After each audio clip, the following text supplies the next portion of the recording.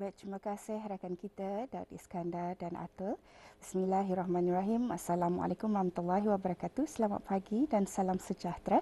Alhamdulillah Auda bersua kita kembali menerusi rampai pagi dari daerah Blyth. Alhamdulillah juga keadaan cuaca di daerah Blyth pada pagi ini cukup mengizinkan. Semoga apapun jua perancangan yang Auda rancang akan berjalan dengan lancar. Seperti biasa dari daerah Blyth, kami akan mengongsikan beberapa info semasa.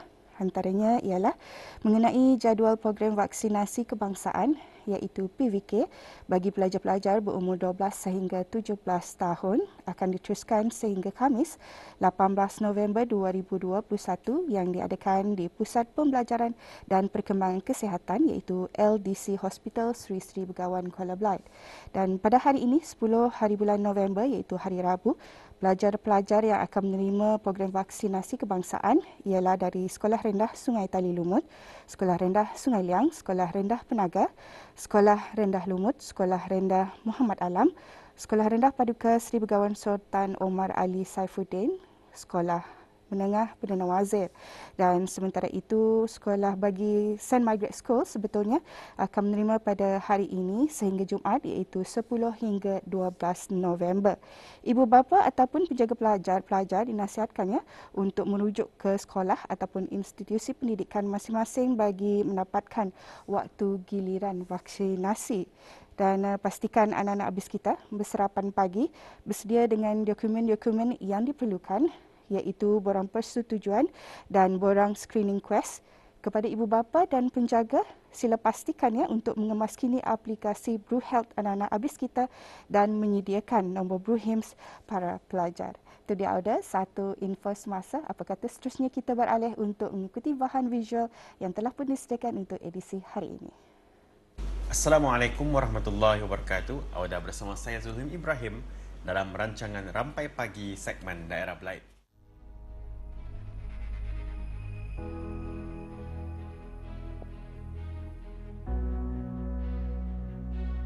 Awak penonton, tidak dinafikan sekarang ini kita ni berada di dalam keadaan situasi yang genting, iaitu situasi COVID-19 gelombang kedua.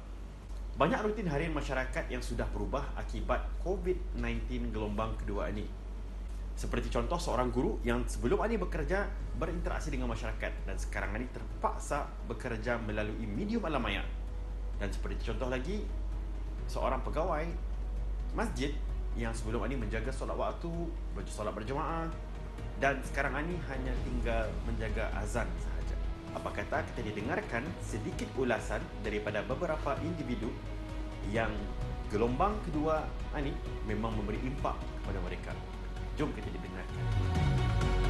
Sememangnya semua umat Islam di negara Brunei Darussalam berasa sedih apabila mendapat berita mengenai penutupan sementara semua masjid, surau dan balai ibadat seluruh negara disebabkan berlakunya gelombang kedua COVID-19 di negara kita ni. Tidak terkecuali juga pegawai-pegawai masjid, termasuklah saya sendiri, berasa sedih dan sunyi ketika menjalankan tugas setiap hari di masjid disebabkan penutupan sementara semua masjid, surau dan balai ibadat kerana kebiasaannya masjid didatangi setiap hari pada solat fardu 5 waktu oleh para jemaah. Okay, well, as a practitioner mengajar kanak-kanak ni, before the COVID punya thing happen, everything was very fine. We get to interact with the kids, we get to see them every morning. You know the joy of them nampak tani, and then dorang macam the teacher. But now ever since the second wave, all of that dengan sekelip mata saja gone. Ini bukanlah perkara yang menggembirakan kita ni. Kita perlulah untuk mengambil inisiatif dan proaktif terhadap semua garis pandu yang diberi oleh pihak-pihak yang berkenaan agar kita ni boleh mengatasi COVID-19 ini bersama-sama. Di antara inisiatif yang semua lapisan masyarakat boleh bagi kerjasama iaitu vaksinasi COVID-19 yang telah disediakan oleh Kerajaan ke Bawah Duli Yang Maha Mulia Paduka Seri Baginda Sultan untuk dibagi ke semua lapisan masyarakat sama ada daripada warga emas, warga muda dan kanak-kanak sekarang ini pun memang sudah disediakan vaksinasi. Seperti mana yang kita ni ketahui, pengambilan vaksin ini merupakan sesuatu yang tidak berlawanan dengan hukum syarak dan agama. malah disuruh oleh agama. Kepentingan mendapatkan vaksinasi COVID-19 ini juga bukan sahaja bertujuan untuk melindungi diri sendiri, tetapi juga melindungi orang yang ada di sekeliling kita ni. Kepada rakyat dan penduduk negara Brunei Darussalam yang masih ragu-ragu untuk mengambil vaksin COVID-19, janganlah berdiam diri. Hubungilah pihak-pihak yang berwajib, khususnya Kementerian Kesihatan, untuk bertanya dengan lebih lanjut tentang kepentingan pengambilan vaksin serta segala fakta-fakta mengenainya. We are doing online studies, but it's not the same as face-to-face interaction.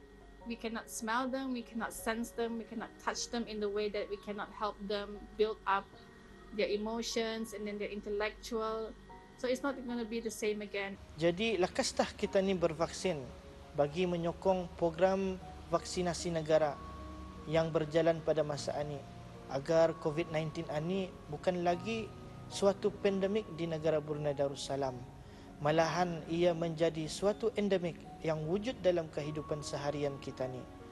Maka dengan itu tempat-tempat awam, khususnya masjid, dapat segera dibuka dan dipenuhi oleh para jemaah sebagaimana lazimnya.